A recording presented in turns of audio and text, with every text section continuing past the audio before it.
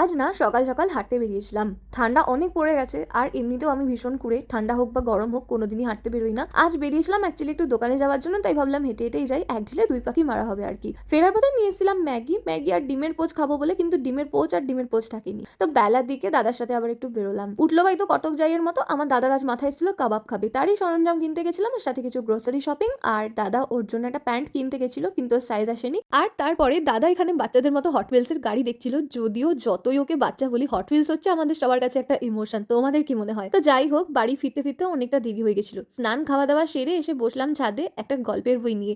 এই বইটা না আমি যখন 2023 সালে প্রথমবারের জন্য বাংলাদেশ যাই, তখন ওখানে 21শে বই মেলা থেকে কিনেছিলাম। ফেব্রুয়ারি মাসে হয় মেলাটা। ওখান থেকে না আমি বেশ কিছু ভালো ভালো বই কিনে এনেছিলাম এবং অনেকটা কম প্রাইস পড়েছিল। সন্ধ্যাবেলায় আমি আর দাদা চলে আসলাম রান্নাঘরে কাবাব বানাতে। যদিও দাদাই বানাচ্ছিল, আমি ছিলাম শুধু হেল্পার, এটা ওটা এগিয়ে দিচ্ছিলাম আর কি। তো এই যে আমাদের কাবাব বানানো হচ্ছে। তো চলো আজকের ব্লগটা এখানেই শেষ করি। টাটা।